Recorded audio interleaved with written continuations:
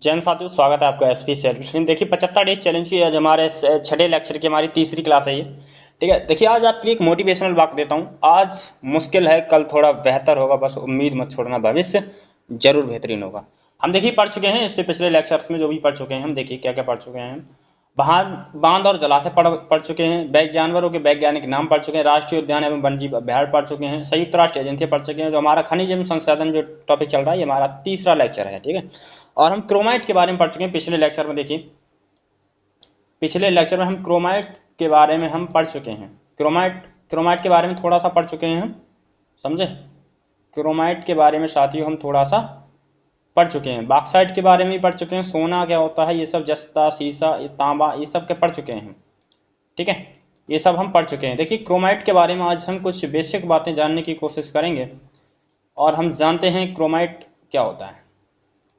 देखिए मैंने आपको बताया था, जो क्रोमाइट होता है भाई, क्रोमाइट का नाम जैसे सीसा और जस्ता होता है ना, उनका नाम एक साथ लिया जाता है, ऐसे ही क्रोमाइट और निकल का भी नाम एक साथ लिया जाता है। ठीक है, भारत में जो उड़ीसा राज्य है भाई, खनिज संपदा की दृष्टि से क्या है भाई, एक समृद्ध राज्य है। क्रोमाइट का लगभग 90% भाग का जो भंडार है कहाँ पे पाया जाता है, उड़ीसा राज्य में ही पाया जाता है। आज का जो हमारा टॉपिक है, हमने पिछले लेक्चर में खत्म किया था क्रोमाइट के बारे में थोड़ी बातें जानकारी। आज और पढ़ लेते हैं क्रोमाइट के बारे में। ठीक है, क्रोमाइट के बारे में आज थोड़ा और पढ़ लेते हैं ताकि आप अच्छे से हो जाएं। देखिए स्टेनलेस स्टील मुख्यतः 4 धातुओं को मिलाकर बनाया जाता है। जो स्टेनलेस स्टील होता है ना, वो 4 धातुओं में मिला करके बनाया जाता है।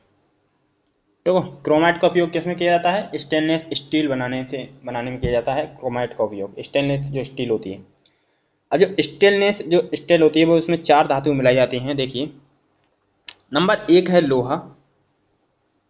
लोहा, क्रोमियम, निकिल और कार्बन। ठीक है, क्रोमाइट और निकिल का नाम एक साथ लिया जाता है, ये ध्यान रहे। ठीक है, तो स्टेनलेस पूछे कि स्टेनलेस स्टील जो है कितनी धातुओं से मिलकर बनाया है, तो लोहा, क्रोमियम, निकिल और कार्बन जैसी धातुओं से मिला करके बनाया जाता है।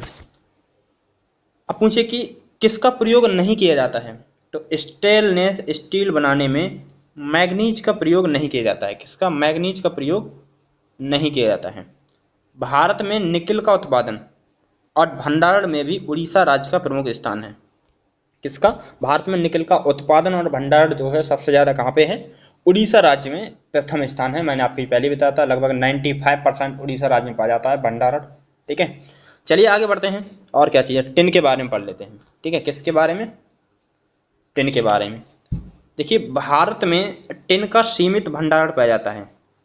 टिन का सीमित भंडारण पाया जाता है। टिन के प्रमुख एस्क को कैसीटेराइट, क्या कहते हैं, कैसीटेराइट कहा जाता है। टिन का जो प्रमुख एस्क होता है उसे क्या कहा जाता है, कैसीटेराइट कहा जाता है। टिन के जो होता है ना प्रमुख एस्क, उसके लिए। भारत में टिन का एकमात्र उत्पादक राज्य, पूछे कि भारत में सबसे ज्यादा उत्पादन टिन का उत्पादन किस राज्य में होता है, तो छत्तीसगढ़ राज्य में होता है। ठीक, किससे होता है, छत्तीसगढ़ राज्य में होता है। और छत्तीसगढ़ में भी कहाँ पे, बस्तर के पठार से टिन प्राप्त किया जाता है। बस्तर का पठार पूछे कहाँ पे है, तो बस्तर का पठार कहाँ बताएंगे आप, छत्तीसगढ़ राज्य में बताएंगे। ठीक है, कहाँ पे, छत्तीसगढ़ राज्य में बताएंगे। और छत्तीसगढ़ राज्य में टिन एस्क का प्रमुख भंडार भी पाया जाता है। छत्तीसगढ़ राज्य में क्या है, टिन एस्क का प्रमुख भंडार भी पाया जाता है। टिन का एस्क क्या चीज़ है, कैसीटेराइट है। ठीक है, टिन का प्रयोग प्राय टिन की चादरें बनाने और मिश्रित धातुओं के निर्माण में किया जाता है। पूछिए कि टिन का प्रयोग किस में किया जाता है, जो टीन होती है ना, आपने देखा होगा गांव में टीन पड़ी होती है, वही। ठीक है, तो टिन टिन क्या होता है, चादरें बनाने में और मिश्रित धातुएं बनाने में किया जाता है टिन का प्रयोग। ठीक है, आपको समझ में आ गया। चलिए आगे बढ़ते हैं। बाइराइट हमने पढ़ा था पिछले, उसमें बॉक्साइट पढ़ा था। क्या पढ़ा था हमने पिछले लेक्चर में, हमने बॉक्साइट पढ़ा था। ठीक है, क्या पढ़ा था हमने साथियों, हमने पढ़ा था पिछले लेक्चर में बॉक्साइट पढ़ा था। क्या पढ़ा था हमने, बॉक्साइट पढ़ा था। मैग्नीज भी पढ़ चुके हैं। बॉक्साइट पढ़ा था, हमने बताया था कि बॉक्साइट जो है ना, भारत में उड़ीसा का प्रथम स्थान है बॉक्साइट में भी। और अधिकांश जो धातुएं होती हैं बॉक्साइट में, लोहा, मैग्नीज, तांबा, क्रोमियम, सोमा, निकल, ऐसी क्या है, ये धारवाड़ क्रम की चट्टानों पाई जाती हैं। लेकिन जो बॉक्साइट जो है ना, यह लैटेराइट क्रम की चट्टानों पाई जाती हैं। आपको ये सब बताते हैं। हम पढ़ते हैं आज बाइराइट्स। देखिए बाइराइट्स क्या होता है। बाइराइट्स अत्यधिक मजबूत धातु होती है। बाइराइट्स क्या होती है, अत्यधिक मजबूत धातु है। इसका प्रयोग मुख्यतः तेल के कुएं खोदते समय उसमें से निकलने वाली गैस को रोकने के लिए जाता है। पूछता है कि तेल के कुएं खोदने के लिए उसमें से निकलने वाली गैस का प्रयोग, गैस को रोकने के लिए किसका प्रयोग किया जाता है? तो किसका किया जाता है? बाइरैट्स का प्रयोग किया जाता है। उसमें से जो गैस निकलती है उसके रोकने के लिए किसका प्रयोग किया जाता है? बाइरैट्स का प्रयोग किया जाता है। ठीक है, अब जहाँ पे तेल का कुआं खुदता होगा वहाँ पे बाइरैट्स क्या चीज़ उपयोग किया जाता है। ठीक है, उनकी गैसें जो जहरीली गैसें होती हैं उन्हें रोकने के लिए। भारत में आंध्र प्रदेश बाइरैट्स के उत्पादन में विश्व में अग्रणी स्थान रखता है। ठीक है, पूछे कि बाइरैट्स उत्पादन की दृष्टि से भारत के किस राज्य में पाया जाता है? तो आंध्र प्रदेश राज्य में बाइरैट्स पाया जाता है। भारत में 95% बाइरैट्स का भंडारण आंध्र प्रदेश राज्य के अंतर्गत आता है। ठीक है, भंडारण और उत्पादन सबसे ज़्यादा कहाँ पे है? बाइरैट्स का आंध्र प्रदेश में है। ठीक है, आंध्र प्रदेश में। पूछे किस में प्रयोग किया जाता है? जो तेल के कुएं होते हैं उनको खोदते समय जो उनसे विषैली गैसें निकलती हैं उन्हें रोकने के लिए। ठीक है, आंध्र प्रदेश के कुडप्पा जिले में, ठीक है, कुडप्पा की कहानी आपने पढ़ी होंगी। कुडप्पा जिले में मंगमपेट विश्व का सबसे बड़ा भंडारण है। पूछे मंगमपेट क्या है? यह एक बाइरैट्स का क्या चीज़ है? एक भंडारण है, यहाँ पे पाया जाता है मंगमपेट में, आंध्र प्रदेश के। ठीक है, तो मंगमपेट क्या है? विश्व का सबसे बड़ा बाइरैट्स का भंडारण है। आपको ये बात समझ में आ गई? चलिए आगे बढ़ते हैं। धातुओं का प्रमुख प्रयोग, धातुओं का प्रमुख प्रयोग, धातुओं का प्रमुख उपयोग। लोहा, मैग्नीज, क्रोमियम और निकेल का उपयोग मुख्यतः इस्पात उद्योग में किया जाता है। कहाँ पे किया जाता है? इस्पात उद्योग में किया जाता है। मैग्नीज का प्रयोग शुष्क बैटरियों में प्रयोग किया जाता है। किसमें? शुष्क जो बैटरियां होती हैं उसमें प्रयोग किया जाता है मैग्नीज का प्रयोग। ठीक है, वो सॉरी क्या बोल रहा हूँ मैं, हाँ, मैग्नीज में। ठीक है, मैग्नीज का प्रयोग कैसे जाता है? बैटरियों में भी किया जाता है। फेरोमैग्नीज क्या चीज़? फेरोमैग्नीज लोहा और मैग्नीज का मिश्र धातु है। फेरोमैग्नीज लोहा और मैग्नीज का मिश्र धातु। पूछे कि लोहा और मैग्नीज का मिश्र धातु निम्नलिखित में से कौन सा है? तो फेरोमैग्नीज क्या है?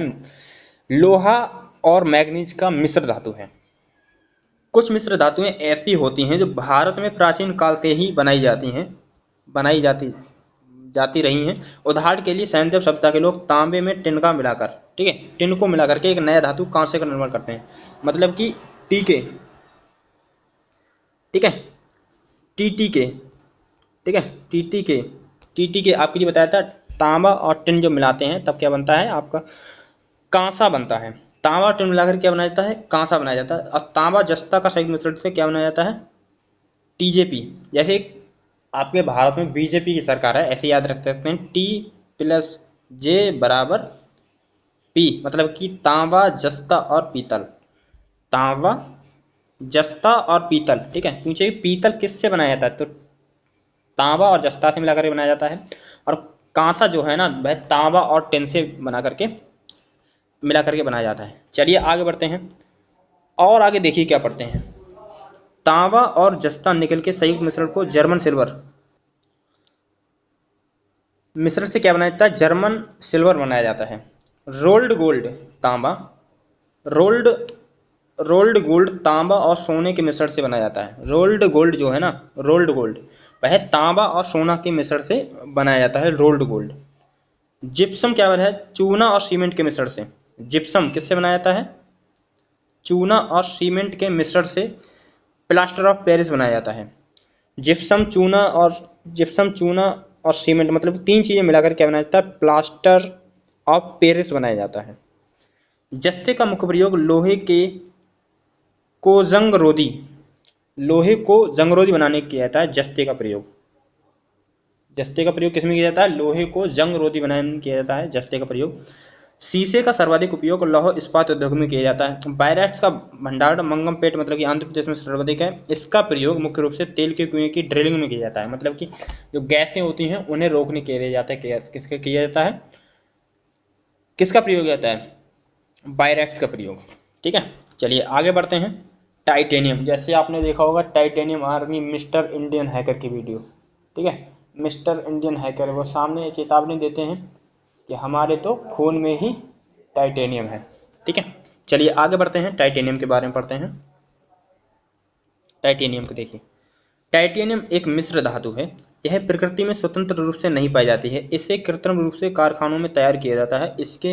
प्रमुख खनिज इल्मेनाइट, इल्मेनाइट तथा रूटाइल है। ठीक है, ठीक है, इल्मेनाइट और रूटाइल है तथा अन्य दूसरे खनिज स्तूडू, ब्रूकाइट, एरिजोनाइट और गाइकिनाइट तथा पाइरोफेनाइट इत्यादि हैं। यह विश्व का सबसे मजबूत धातु में से एक है। पूछे कि विश्व के सबसे मजबूत धातु में से कौन सा है, तो क्या चीज़ है, टाइटेनियम है। ठीक है, टाइटेनियम क्या है, सबसे मजबूत धातु है। ठीक है, यह हल्का और मजबूत होने के कारण इसका उपयोग मुख्य रूप से एयरक्राफ्ट और स्पेस शटल, मिसाइल आदि बनाने में किया जाता है। जो एयरक्राफ्ट होते हैं ना, उन्हें बनाने में और मिसाइल आदि बनाने में किया जाता है। ठीक है, ये हल्का होता है और मजबूत भी होता है। तो टाइटेनियम हल्का भी होता है और मजबूत भी होता है, ध्यान रखना ये बात। ठीक है, पूछे कि एयरक्राफ्ट स्पेस शटल, मिसाइल आदि बनाने में किसका प्रयोग किया जाता है, तो टाइटेनियम का प्रयोग किया जाता है। ठीक है, चलिए आगे बढ़ते हैं। हमने ये पढ़ा था, अब तक धात्विक खनिज पढ़ा था। क्या पढ़ा था, धात्विक खनिज पढ़े थे। अब पढ़ते हैं क्या चीज़, अधात्विक खनिज। क्या पढ़ते हैं, अधात्विक खनिज पढ़ते हैं साथियों। क्या चीज़, अधात्विक खनिज पढ़ते हैं। ठीक है, क्या पढ़ते हैं हम लोग, अब अधात्विक खनिज पढ़ते हैं। देखिए अधात्विक खनिज के बारे में, धात्विक खनिज अग्नि चट्टानों से प्राप्त होते हैं, जबकि अधात्विक खनिज परतदार अथवा अपसादी चट्टानों से प्राप्त होते हैं। पूछे कि धात्विक खनिज किससे प्राप्त होते हैं, तो धात्विक जो खनिज है वह अग्नि चट्टानों से प्राप्त होते हैं, जबकि जो अधात्विक खनिज है ना, वह परतदार, मतलब कि कह सकते हैं परतदार चट्टानों या अपसादी चट्टानों से प्राप्त होते हैं। चट्टानें कभी भी स्थिर अवस्था में नहीं रहती हैं, बल्कि प्रकृति के अनेक कारक बल जैसे नदी, वायु, वर्षण, ठीक है, सूर्य ताप, इसके साथ ही साथ पर्वतों पर उगने वाली वनस्पतियां या कुछ हद तक जमीन में बिल बनाकर रहने वाले जीव जंतु भी चट्टानों को निरंतर कमजोर करते रहते हैं। मतलब कि जैसे चूहा है, वो डाल खोदते रहता है अंदर से। ठीक है, और क्या चाहिए, इन कारक बलों के प्रभाव के कारण चट्टानों का निरंतर क्षय होता रहता है। ठीक है, मतलब कि क्षय होता रहता है, मतलब कि खोखल होती रहती हैं वो। अग्नि चट्टानों का अनेक भौतिक कारकों के द्वारा अपक्षय होता रहता है। इन कारकों में नदियां प्रमुख भूमिका निभाती हैं। नदियां निरंतर चट्टानों को काट छाट कर अपने साथ बहाकर ले जाती हैं। जैसे आपने गंगा नदी देखी होगी। ठीक है, गंगा नदी का आपने देखा हो, एकदम दरार होती है ऊपर और नीचे गंगा नदी बही, तो क्या है, रेते को काटते रहती है। नदियां अपने साथ बहाकर लाए गए अपसादों को समुद्र के तटीय क्षेत्रों में अपरदित कर देती हैं, जिससे समुद्र के भीतर तटीय क्षेत्रों में परत अपसादों का जमाव होने लगता है। इन अपसादों को के जमाव तथा अत्यधिक ताप व दाब के कारण अपसादी चट्टानों का निर्माण होता है। तो अपसादी चट्टानों का निर्माण कैसे होता है, देखिए दोबारा, नदियां अपने साथ बहाकर ले गई अपसादों को समुद्र के तटीय क्षेत्रों में अपरदित कर देती हैं। मान लीजिए कोई अपसाद है, वह नदी अपने साथ बहाकर ले गई, तो समुद्र में गिरती है, कोई भी नदी गिरती है, तो वह समुद्र क्या है, उन जो अपसादों को क्या है, अपने तटीय क्षेत्रों में क्या कर देता है, जमा कर देता है, जमा कर देता है। तो ऐसे ऐसे आपने रेता देखा होगा कि ऐसे ऐसे बन जाता है, ऐसे ऐसे करके बन जाता ना, तो आपने देखा होगा ये। तो ऐसे ही परतदार ऐसे परतदार बनती चली जाती है। जो कोई भी अपसाद है, वह नदी गिरती है समुद्र, और समुद्र क्या करता है, किसी भी अपसाद को अपने पास नहीं रखता, गंदगी को अपने पास नहीं रखता, तो वो बाहर कर देता है। तो वो क्या है, अपने किनारों पर छोड़ देता है। तो उनसे क्या है, परतदार जैसी चट्टानों का निर्माण हो जाता है।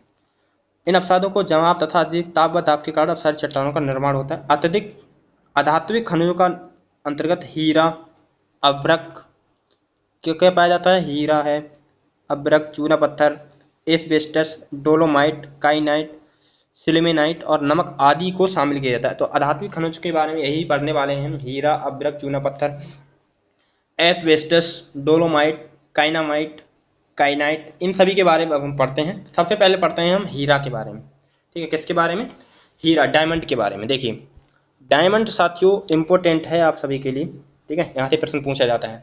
हीरा प्रकृति रूप में एक कार्बन का एक सर्वाधिक शुद्ध रूप है। ठीक है, कार्बन का सर्वाधिक शुद्ध रूप क्या चीज है, हीरा है। प्रत्येक वस्तु का निर्माण परमाणुओं के संयोजन से होता है। प्रत्येक वस्तु का निर्माण किससे होता है, परमाणुओं के संयोजन से होता है।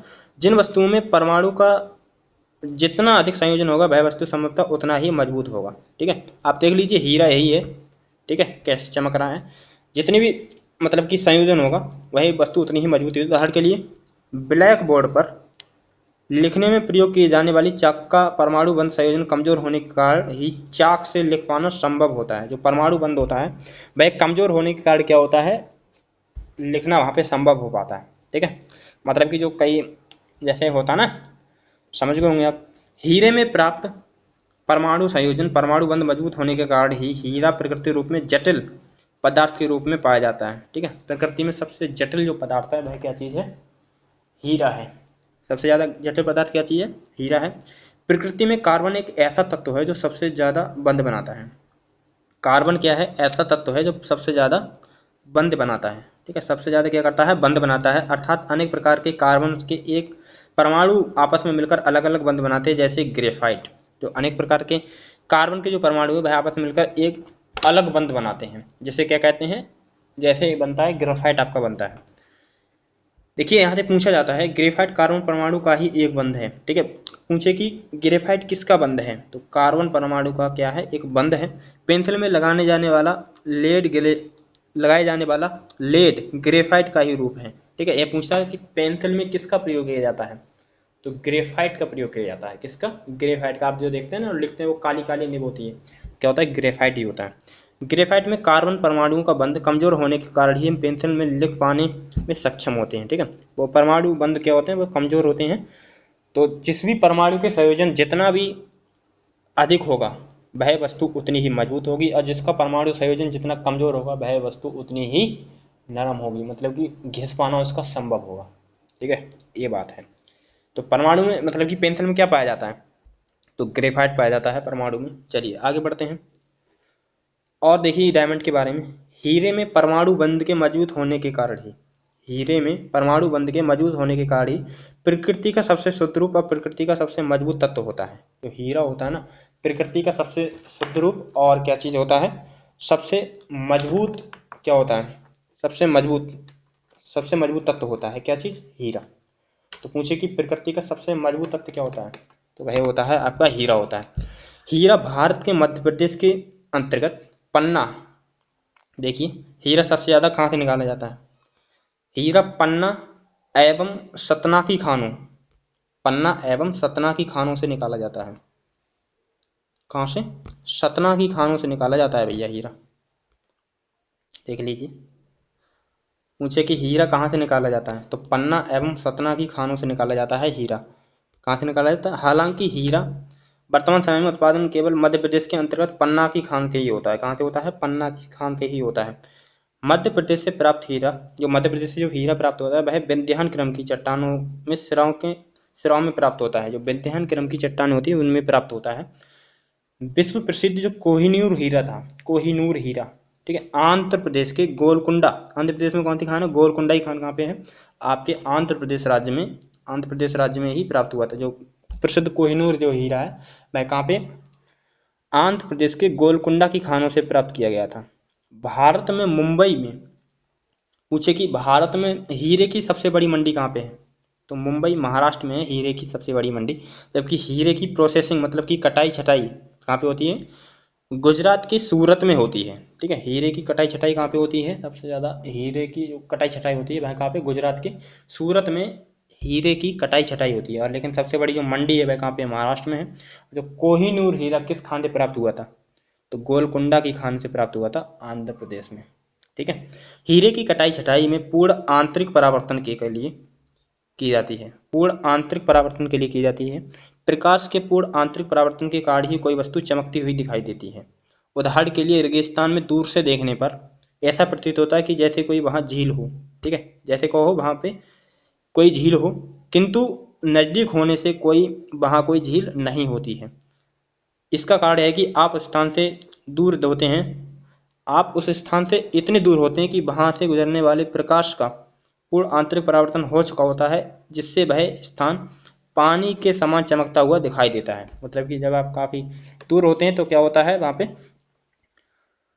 पे क्या होता है, आपका प्रकाश का पूर्ण आंतरिक परावर्तन हो चुका रहता है। ठीक है, प्रकाश का पूर्ण आंतरिक परावर्तन हो रहा होता है। ठीक है, तो वहां पे क्या होता है, ऐसा लगता है कि वहां पे कोई जल है, ठीक है, नदी है या झील है, ऐसा लगता है। ठीक है, चलिए आगे बढ़ते हैं। चूना पत्थर देख लीजिए, चूना पत्थर का पिक। ठीक है, चूना पत्थर आप देख लीजिए एक बार। ये क्या चीज़ है? आपका चूना पत्थर है। ठीक है, क्या चीज़ है आपका? यह चूना पत्थर है। ठीक है, चलिए आगे बढ़ते हैं, पढ़ते हैं। चूना पत्थर एक अधात्विक खनिज है। पूछे कि ऐसा अधात्विक खनिज कौन सा है? तो मैंने अब तक हीरा के बारे में बताया है। हीरा कैसा एक अधात्विक खनिज है, और धात्विक खनिज आपको लिए बता ही दिया मैंने। बॉक्साइट है, वायराइट है, क्रोमाइट है, ये सब क्या है? धात्विक खनिज है। देखिए, जो भारत के लगभग सभी राज्यों में पाया जाता है, जो चूना पत्थर है, भारत के सभी राज्यों में पाया जाता है। ये जो चूना पत्थर है ना, ये भारत के सभी राज्यों में पाया जाता है। ठीक है, ये कहाँ पे? भारत के सभी राज्यों में पाया जाता है। चूना पत्थर का सबसे बड़ा उत्पादक राज्य आंध्र प्रदेश है। ठीक है, सबसे बड़ा उत्पादक राज्य कौन सा है साथियों? आंध्र प्रदेश है। विंध्याचल क्रम की चट्टानों में भवन निर्माण की सामग्री जैसे डोलोमाइट, जिप्सम, संगमरमर आदि पाया जाता है। ठीक है, विंध्याचल क्रम की मध्य प्रदेश में विंध्याचल क्रम की चट्टानें, वहाँ पे क्या चाहिए? डोलोमाइट, जिप्सम, संगमरमर आदि पाया जाता है। किंतु चूना पत्थर कोडप्पा की चट्टानों में पाया जाता है, जो कि कर्नाटक में पड़ती हैं। ठीक है, कोडप्पा की चट्टानों में पाया जाता है। चूना पत्थर के उत्पादन में आंध्र प्रदेश, मध्य प्रदेश और राजस्थान अग्रणी राज्य है। चूना पत्थर के उत्पादन में क्या चीज़ है? चूना पत्थर के उत्पादन में आंध्र प्रदेश, मध्य प्रदेश और राजस्थान अग्रणी है। ठीक है, आपको ये है पता चल गया। चलिए आगे बढ़ते हैं। अभ्रक क्या होता है? देख लीजिए अभ्रक का चित्र, ये है आपका अभ्रक। अभ्रक का प्रमुख एस्क पिग्माइट है। ठीक है, पिग्माइट है। आप पूछे कि पिग्माइट किसका प्रमुख एस्क है, तो अभ्रक का प्रमुख एस्क है। इसके अलावा अभ्रक के अन्य एस्क मास्कोबाइट, बायोटाइट, फ्लोगोबाइट हैं। ठीक है, पूछे कि निम्नलिखित में से कौन सा अभ्रक के एस्क हैं, तो मास्कोबाइट, बायोटाइट और फ्लोगोबाइट हैं। मास्कोबाइट अभ्रक को श्वेत अभ्रक या रूबी अभ्रक भी कहते हैं। देख लीजिए, ये इंपॉर्टेंट है साथियों। मास्कोबाइट अभ्रक को क्या कहते हैं? मास्कोबाइट अभ्रक को श्वेत अभ्रक या रूबी अभ्रक भी कहते हैं। क्या कहते हैं साथियों? इसे हम रूबी अभ्रक भी कहते हैं। बायोटाइट अभ्रक को श्याम अभ्रक, जो बायोटाइट अभ्रक है उसे श्याम अभ्रक, और फ्लोबाइट अभ्रक को पीत अभ्रक कहते हैं। अभ्रक प्रमुख रूप से 3 रूपों में पाया जाता है, आपको बता ही दिया। एक तो रूबी अभ्रक, दूसरा कौन सा? श्याम अभ्रक, और तीसरा पीत अभ्रक। देखिए, रूबी अभ्रक, श्याम अभ्रक, पीत अभ्रक, इन रूपों में पाया जाता है अभ्रक। ठीक है, तो मास्कोबाइट अभ्रक है वह रूबी अभ्रक कहते हैं मास्कोबाइट अभ्रक को। बायोटाइट अभ्रक को क्या कहते हैं? स्वयं अभ्रक कहते हैं। और पीत अभ्रक है उसे क्या कहते हैं? फ्लोगोबाइट, जो पीत एस्क है। ठीक है, उसे क्या कहते हैं? फ्लोगोबाइट कहते हैं। चलिए आगे बढ़ते हैं। अभ्रक, प्राकृतिक अभ्रक के उत्पादन में भारत का विश्व में 14वां स्थान है। कौन सा है? 14 नंबर पे है। ठीक है, कौन से नंबर पे है?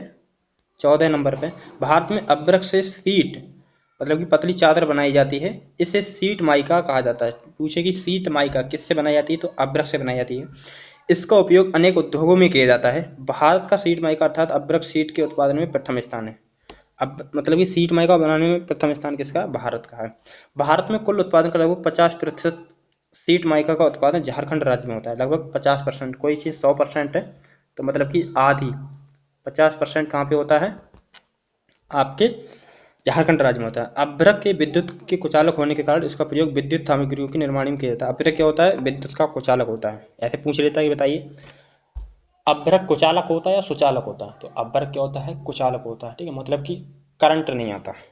ठीक है, इसी कारण क्या अभ्रक का निर्माण किया जाता है अभ्रक में। ठीक है, चलिए आगे बढ़ते हैं। जिप्सम, देखिए जिप्सम क्या होता है? जिप्सम का प्रमुख उपयोग सीमेंट उद्योग में तथा रासायनिक उर्वरक बनाने में किया जाता है। किस में किया जाता है? रासायनिक उर्वरक बनाने में किया जाता है। भारत में 99% जिप्सम राजस्थान राज्य के हनुमानगढ़ जिले में पाया जाता है। लगभग 99% जो जिप्सम है ना, भारत के जो हनुमानगढ़ जिला है वहाँ पे पाया जाता है। सेल खड़ी या सिटिएटाइट, ठीक है, सेल खड़ी, भारत में सेल खड़ी एवं सिटिएटाइट के उत्पादन में राजस्थान का प्रथम स्थान है। ठीक है, राजस्थान का प्रथम स्थान है। चलिए आगे बढ़ते हैं। डोलोमाइट चूना पत्थर से मैग्नीशियम की मात्रा 45% से अधिक होती है, तो इसे डोलोमाइट कहते हैं। जब चूना पत्थर में मैग्नीशियम की मात्रा अगर 45% से अधिक होती है ना, अगर मान लो 50% होती है, तो उसे क्या कहते हैं? डोलोमाइट कहते हैं। इसका उपयोग मुख्यतः इस्पात निर्माण में किया जाता है। किसमें किया जाता है? इस्पात निर्माण किया जाता है। डोलोमाइट के उत्पादन में उड़ीसा का प्रथम स्थान है। ठीक है, पूछे कि डोलोमाइट के उत्पादन में कौन सा राज्य प्रथम स्थान पर है, तो डोलोमाइट के उत्पादन में उड़ीसा का प्रथम स्थान है। वैसे तो डोलोमाइट हल्के गुलाबी रंग का होता है, किंतु डोलोमाइट कभी कभी रंगहीन अवस्था में पाया जाता है, अर्थात इसका कोई रंग नहीं होता। पूछे कि निम्नलिखित में से किसका रंग नहीं होता, इसका डोलोमाइट का कभी कभी रंग नहीं होता। आप पूछे कि पिंक दे दे ऑप्शन में तो आप पिंक लगा देंगे, ठीक है। अगर दोनों दे दे कोई रंग नहीं होता या दे दे कोई रंग नहीं होता और ऑप्शन में ना दे कि गुलाबी रंग का होता तो आप किसे लगाना है, गुलाबी रंग लगा देना है, ठीक है। चलिए आगे बढ़ते हैं। नमक के बारे में, नमक के बारे में पढ़ लेते हैं। भारत में लगभग 60% नमक उत्पादन गुजरात राज्य में होता है, ठीक है। पूछिए कि भारत में नमक का उत्पादन कहाँ पे होता है सबसे ज़्यादा, तो कहाँ पे, गुजरात राज्य में होता है। देश का 10% नमक राजस्थान राज्य के सांभर, लुनकरसर, डिंडवाना और पंचभद्रा झीलों से प्राप्त होता है। पूछे कि सांभर, लुनकरसर, डिंडवाना और पंचभद्रा झीलें कहाँ पे हैं, यहाँ पे राजस्थान में है। मैंने अपनी ट्रिक के माध्यम से झीलों की वीडियो डाल दी है अपनी, ठीक है, देख लेना। भारत में नमक की प्राप्ति 3 स्रोतों से होती है। भारत में नमक की प्राप्ति किससे होती है, 3 स्रोतें होती हैं। समुद्री जल से होती है, समुद्र खारे पानी झीलों से, गुजरात एवं हिमाचल प्रदेश की खदानों से होती है। यह नमक के बारे में। तो ये हमारे खनिज के लेक्चर आपके जो इम्पोर्टेंट थे हमने वो आपके लिए करा दिए, ठीक है।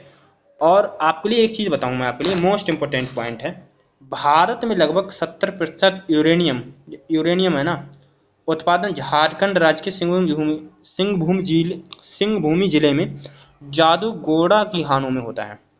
पूछे कि यूरेनियम का उत्पादन, यूरेनियम कहाँ पाया जाता है, तो झारखंड राज्य के जादूगोंडा की खानों में पाया जाता है। ये एसएससी जीडी में ये पूछा गया क्वेश्चन है कि यूरेनियम कहाँ पाया जाता है, ये जादूगोंडा की खानों में पाया जाता है। 2023 में पूछा गया था ये क्वेश्चन, ठीक है। तो यहीं पे वीडियो के लिए एंड करते हैं। यदि आपको हमारी वीडियो अच्छे लगते हैं वीडियो को लाइक कर लीजिए और चैनल को सब्सक्राइब भी कर लीजिए। हम इसी तरीके से 75 दिनों में आपके लिए स्टैटिक जीके का जितना भी पार्ट है ना सब कंप्लीट करा देंगे, आप निश्चिंत रहिएगा। हमने ट्रिक के माध्यम से भी तैयार किया है, ठीक है। जिसको भी इसकी पीडीएफ चाहिए हमारे Telegram channel SP self study पर जाइए, आप वहाँ से जा करके ज्वाइन कर सकते हैं, आपके लिए पीडीएफ मिल जाएगी, ठीक है। तो यहीं पे वीडियो के लिए एंड करते हैं और मिलते हैं नेक्स्ट वीडियो में, नेक्स्ट क्लास में। तब तक के लिए बाय, जय हिंद। देखिए हम पिछला हमारा जो लेक्चर है कप एवं ट्रॉफी से संबंधित, आप रटते हैं, हम वादा करते हैं आपके लिए रटने की आवश्यकता नहीं होगी, ठीक है। हमने ट्रिकों के माध्यम से तैयार किया है, काफ़ी दिन हमने तैयार किया है। तो यहाँ पे एंड करते हैं सेशन के लिए और मिलते हैं नेक्स्ट वीडियो में। तब तक के लिए बाय, जय हिंद, जय भारत।